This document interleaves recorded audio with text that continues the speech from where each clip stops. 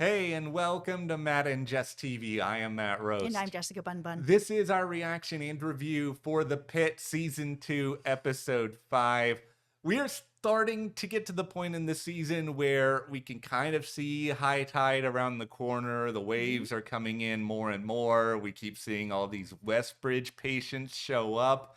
But we're not drowning in the water just yet. It feels like we're still waiting and waiting. And that's going to be an interesting question to ask you guys. Are you okay with that at this point? Yeah, we've seen some of you guys in the comments saying that this season is a little bit slow compared to last season. And I tend to agree, especially with this episode. What I really like about The Pit and why season one was just so good as far as a medical show, because medical shows, honestly, they're not my favorite. When we first were like talking about doing The Pit for season one, I was like, medical show. And then I watched the first couple episodes. I was just like, oh my God, the show is so good. And the thing that made it really good is that they had a really nice balance of stories of the patients, but also what was going on at the hospital. And I'm feeling less and less of that this season, especially in this episode. Like, where's Dr. Mel? What is she doing? She's like moping around and we're barely seeing her at all. This episode had so little balance when it came to what was going on with the doctors, and it was just really heavily focused on the patients. I think some of what's happening here, it's a symptom of doing 15 episodes a season, right? And them really committing to this, we're really going to get out a season of this show every single year, which is really admirable, but it's also very hard to kind of have these really incredible continuous character narratives. And I'm going to assume that with season one, that which was much more balanced, like you laid out, maybe they had more time to develop some of this and plan some of this out. Because, yeah, this episode to me, I will say the Robby stuff was really good. There's some interesting stuff to talk about with Whittaker and Santos. But yeah, then you get into people like Mel, who is just kind of a ghost here and there this season. And I know Dr. Mohan was never that big a character, but she's always been one of my favorites. And I'm just sitting back and being like, can we get something more with her that's not just her wandering around to various patients or having difficult conversations with Joy? Yeah, or not answering the phone because her mom is calling her a million times. Yeah, I'm having a harder time this season because I guess they just the bar was in heaven during season 1 Yes. where there was more time to develop it, like you said, and more time to get the stories together. Like, I would rather wait Mhm. for a season, even if it is 2 years. And I know that there'll be people out there being like, I don't want to wait 2 years. I don't want to wait 2 years either. But I would rather wait than have filler episodes. Like, I'm not here for it, especially like because it's 15 episodes. Take your time with them. Yeah, it was too slow for me. Well, Nothing's happening. we'll get into what we're seeing with Robby right now, how he's starting to unravel this new tension that's forming with Whittaker and Langdon. Like, is that going to go anywhere? Yep. What does it mean? But before we dive into it, be sure to hit that subscribe button. We will Mhm. be here with the rest of the Pit season 2. We really love breaking down this show. We Yeah. are also in the midst right now of A Night of the Seven Kingdoms, the new Game of Thrones Mhm. prequel, which is a total delight. I'm so happy so many I people know. really seem to be loving it as much as we are. Later this year, through the HBO Max world, we will also be discussing Dune Prophecy, which we're very excited for. Absolutely. We are also going to be covering House of the Dragon. So if you have HBO Max, we are here for that Mhm. all year long. We have lots of stuff coming here.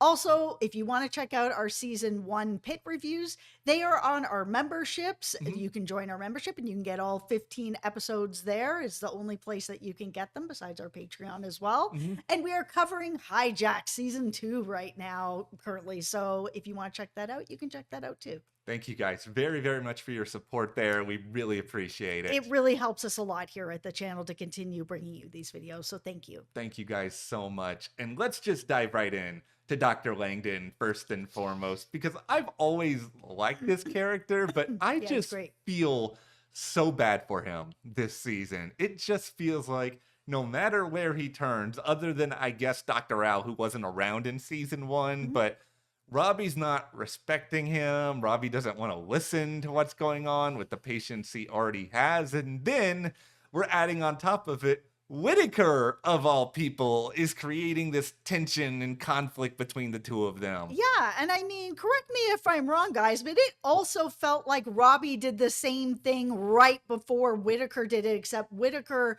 voiced it. Like there was sort of this back and forth Mhm. with Robby and Langdon with this patient where Robby's just like, oh, I'm already here. I'll just swipe this to get this medication in. And Langdon was like, okay, sure, whatever, it's fine.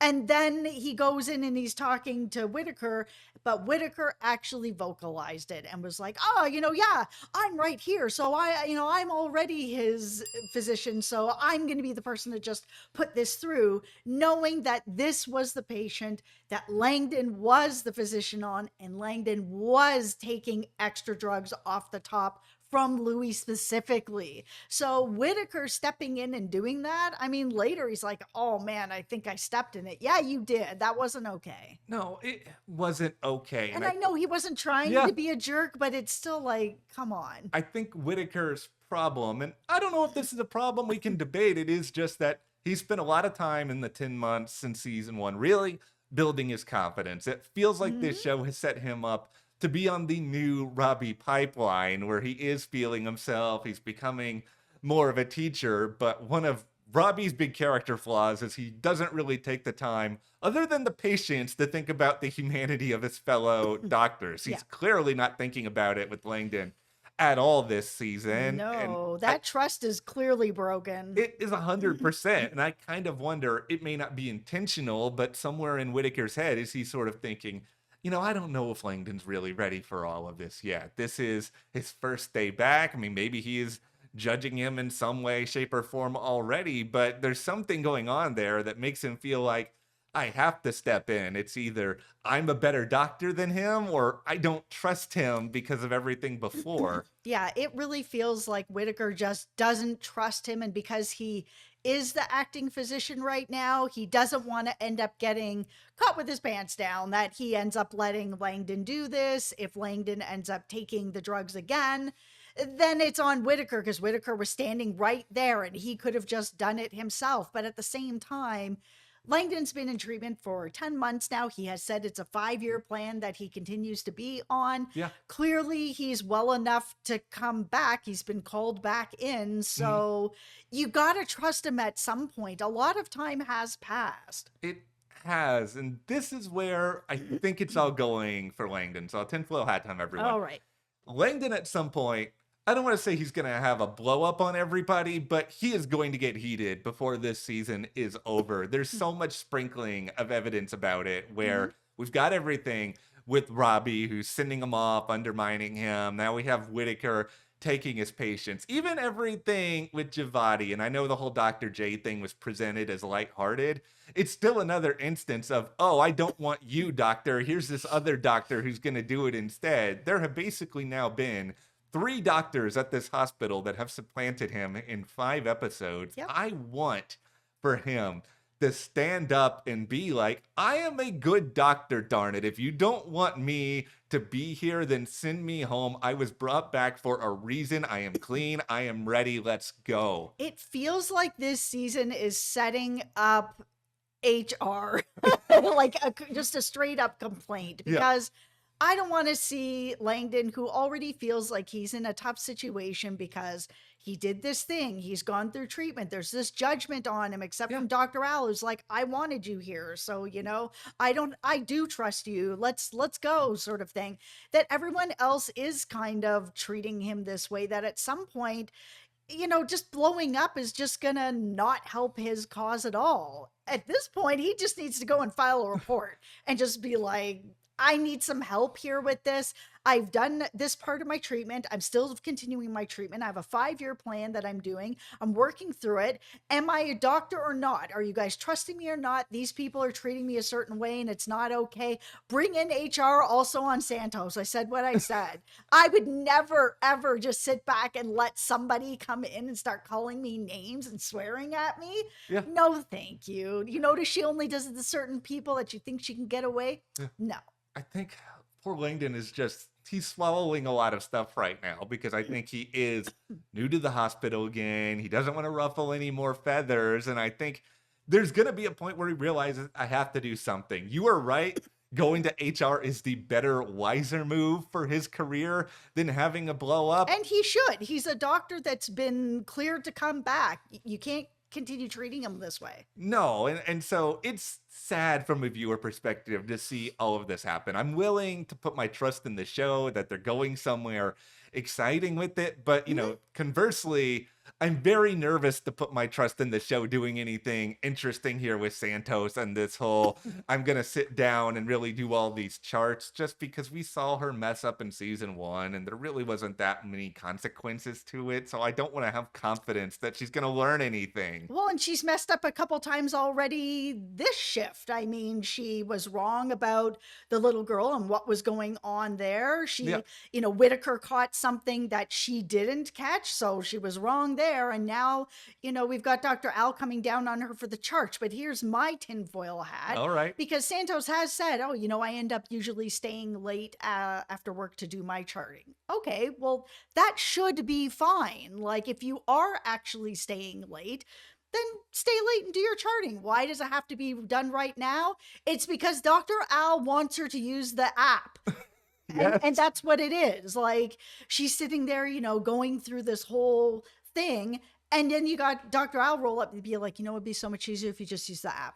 I was like, oh, is this what this is really about? Because you've been here a minute and you're already like, you're going to repeat your ear. That's a very interesting point because we've talked about this app for a few episodes now. I mean, Yes. starting all the way back, I believe it was episode 2, this idea of, all right, are we looking at somebody who's an investor in this Yes. app? And the way that Dr. Al talked about the app to Santos, it felt a lot like, this is my app. I really recommend Right. this with every power of my being. It doesn't feel like something you would just casually say to someone in the midst of a very, very busy day when there's more and more people kind of constantly coming in. And also, is just doing your charts after the shift, isn't that kind of a somewhat acceptable practice? I'm not a doctor. I do not know, but it just felt like, based on the way Santos was talking about it, it's not that unusual. And yeah, it's hard. Doctors work long shifts. You don't want to Yep. stay that much longer after work. I understand that, but it just doesn't feel like that idea is that unusual to me. I'm not a doctor, so I can't say, but it doesn't seem like it's that unusual to me either. I mean, I used to be in health services, but I was in funeral services. And while we had reports that we had to fill out and all of that as well, it was acceptable to do it after work if you had a busy day, you're taking out a lot of funerals, or you had a lot of embalmings, that you could do your reports after hours. It was A-okay as long as they got done, and they got done in a timely manner. I wonder with Santos now if we're going to get into some sort of like chain reaction of finger pointing where maybe because she's using this app now on some level, it messes something up. She's going to get something pointed at her, irresponsible. Then she's going to try to blame Dr. Al because that's totally a Santos thing to do. And then is Santos, I mean, this Dr. Al then going to be like, oh, this isn't my fault at all. It's just the computer. Or is she then going to try to be like, well, you used the app Santos. This is actually back on you. Yeah, Dr. Al has already tried to pass the buck when she was Yeah. showing everyone else and they got a medication wrong in it. And she was like, oh, yeah, it's nothing is perfect. That's why you go over it again, sort of thing, just to make sure that you didn't miss something like somebody's wrong medication, which is Yeah. pretty bad. It's a pretty big deal. And it does feel like we're going to lose at least a couple of patients before this season is Mhm. over. I mean, could it be one of them? Maybe we have this whole Louis cliffhanger where I want to see him make it just because he is one of the few patients this season I've actually kind of been invested in, Mhm. probably because he's been there for most of it at this point. Yeah, I'm really invested in Louis. I mean, we saw him last season, we see him this season. He's somebody I definitely don't want to end up losing. But we are in the world of the pit, and having someone who's coming in over and over and over again for the same things, I mean, eventually that lifestyle is going to catch up with you. Here's the part of this episode that I did very, very much enjoy. Hmm. I love everything about Robby in this episode, and this is probably not a good thing to say because I don't think Robby being this much of a cranky pants is really good for his health. But within the span of this episode, he tells off someone else's boss on the phone, That was and great. it was incredibly entertaining. I was So just like, entertaining. yeah. Then he also tells off all of surgery for sending down somebody who doesn't know what they're doing. He then basically goes into full on cowboy mode in order to ensure that he can get an operation. And there's a part of me that is sitting back and being like, yes, Robby, I want you to do these things because I want to see lives saved. Like we're watching a Of medical course. drama from the hero standpoint, but my concern here is that this may make surgery want to turn against you. Not that they would do anything bad, I think, No. intentionally to a patient, but at the same time, it does feel like they're people you want in your favor. And even if you're just looking for a shoulder to lean on, I think my concern this season is that Robby is just going so hard at so many people and just really trying to push through the day.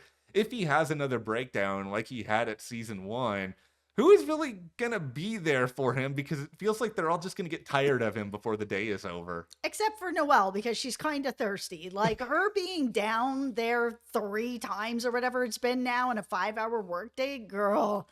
You are too thirsty. You do not need reasons to keep coming down there over and over again. The fact that Robby even kind of mentioned it in passing, kind of as a little joke, but a little bit kind of like, why are you down here so much? Like, I know it's his last day Yeah, before he's going on the sabbatical. She obviously doesn't want him to leave, yeah. all of that. I could do without this character. This character is eating up screen time that I need to go to somebody else. Like, give it to Dr. Mel, who is was such a huge character in season one and is a ghost this season. Yeah, I don't really need romance on the Pit, and I understand that this relationship's fairly casual, but it's just sort of at the same time. There's a million other medical shows that focus on romance. I get plenty of my fill watching basically any other thing on the planet. Absolutely. Also, talking about Dr. Mel and Whittaker, them not knowing who MacGyver was, I felt so old. I mean, guys, there's a Yeah. reboot. It was Yes. pretty recent. Like, how do you not know this? Oh my God, I'm so old. I got viscerally mad at that, but mostly because I watched every episode of that reboot. I haven't even seen It was that much of good. the original, and I was just like, I haven't seen the original. I've watched a reboot. I think that there's just a certain generation who are just not down with CBS anymore and like the programs that are airing. I Yeah. don't know, but all right, here is my big beef with the Pit at this point in All right, my episode beef 5. hat's on. Let's go. Let's beef. We love beef. Where's the baby? Okay, this is episode 5. I tinfoil hat. I know what's going on with the baby. Okay, You what's guys, going on with the baby? you introduced it in the premiere because you know that this is something people would get really invested in because we all care about babies and babies being okay, right? Like they're very vulnerable. We get really emotional around that. They course. did that. And now they're just dangling it in front of us because they don't want us to stop watching. So they're just bringing it back up. Oh, what's going on with the baby? And then they give you a 1 sentence update that's basically nothing. How long are you guys going to string us along for the one mystery I am like super invested in? And here's the thing, they never would have done something like this in season one. When they had a story that had a little dangling carrot, Mhm. it was like over a couple episodes and they were kind of Yeah. tying it up. Yes, they had overall arcs as well, Yeah. but like this doesn't need to be it, this mystery baby for 5 hours on a shift already. You have a baby who's just here with no parents, no guardian, no grown up, no nothing. And there's this, oh, that's just the update. Yeah, it's just in the other room, whatever. Guys, like, wrap it up. I could have bought it for one episode where they were saying, all right, we're looking at the security footage. I know all that takes an hour, but that's an hour. This is the 5th hour of the shift, as you Yeah. have mentioned. It's going on too long. I need something more there with that. But yeah, we are in this spot 5 episodes in. Some things are working, some are not as well as season 1, but Yep. it does feel like we're still building towards whatever the big event this season is going to be. I think it's Yes. very much tied to Westbridge. Let's be really Mhm. nervous, but that's where we are with the Pit. Season 2, episode 5. Where do you guys think this season is going at this point? Share in the comments, hit that subscribe button, and if you do want to check out our Pit Season 1 reviews, be sure to join our membership. We are very, very grateful to those of you on Thank YouTube you. who have, and we will see you here next time.